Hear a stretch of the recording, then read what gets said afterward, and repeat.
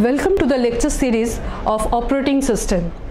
Now this operating system subject is very important for the students of computer science as well as for the students of information technology and also for the students of electronics and communication engineering.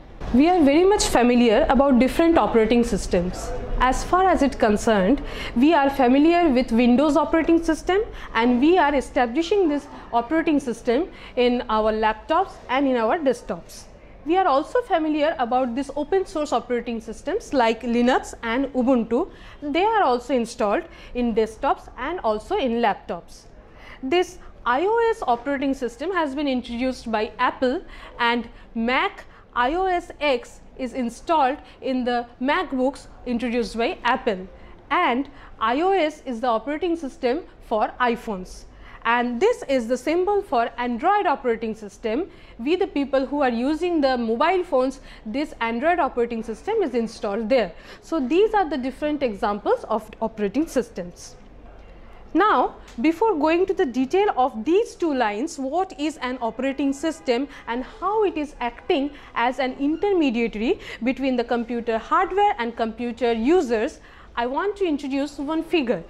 This figure is the four component of a computer system, or you can say this is the architecture of the operating system. Now, the lowest layer is the computer hardware and different resources are coming under this computer hardware, like CPU, that is the central processing unit, like different input output devices.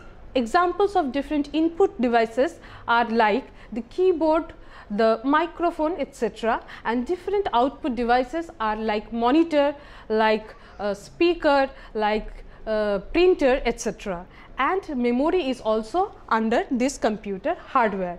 Now, going above to this architecture, for the time being, you just consider there is no operating system. So above the computer hardware, there are different system and application programs. The different system programs are those programs which are directly monitoring the computer hardwares. Code are written to handle the computer hardwares, and application programs are those programs which are written by the users and they are actually administrating different user programs. Now, there are different users like user 1, user 2, user 3 to user n. Each different user is using different systems and application programs. These are the examples of different application programs, like one user is using a compiler, another user is using the assembler, some user may also use text editor, some user is also using the database system. Now, if operating system is not there and say one user is using the text editor, then what he had to do? First of all, he should write the code to instruct the computer hardware that you have to open the text editor. For that, he has to write the code. Again, when he is typing something, then he has to again instruct the computer hardware that you just save this different text, whatever he is writing. Again, after writing this text, the things which are displayed must be saved. Then he has to write the code again to instruct the computer hardware that he has to save the different displays. Now, if operating system is not there and the user is instructing the computer hardware that you have to do this, that like this, it is a tedious job. So, operating system is managing all these intermediary jobs and it is getting the instructions from the user what to do, and then it is controlling the computer hardware how to do the things. So, just imagine the situation that what role the operating system is playing. It is acting like an government, like the government itself is doing nothing, but it is establishing the environment of how the things are happening properly. So, operating system is the major thing of the computer system. Now, next, coming to the goals of operating system, the operating system is mainly having three goals. Number one, to execute the user programs and make solving user programs easier. Now, what I have told that if there is no operating system in this architecture, it was a tedious job for the user to instruct the computer hardware to carry out different types of jobs. So, executing user programs and making and solving user programs easier is one of the important job of the operating system. Next one is making the computer system convenient to use.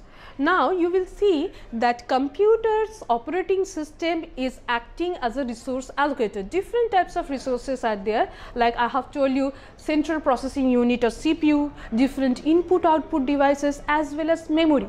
There are basically two types of memory. One is the primary memory, like your RAM, random access memory, and there are secondary memories like ROM, read only memory. It is managing those memories also. So it is the responsibility of the operating system to manage the computer system resources and making the convenience for use.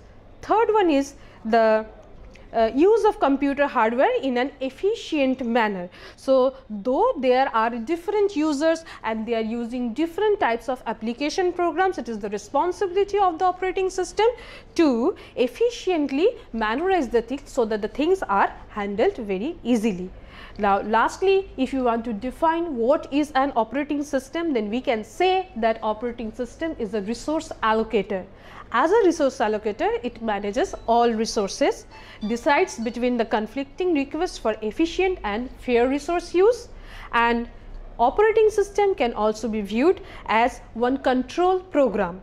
It controls the execution of the programs to prevent errors and improper use of the computer. So here completes my first lecture. In this lecture, we have read what is an operating system, how it is playing its role, what is its architecture, what are its goals, and how the operating system is defined. In my next lecture, I shall discuss what are the different types of operating system and their explanations. Thank you.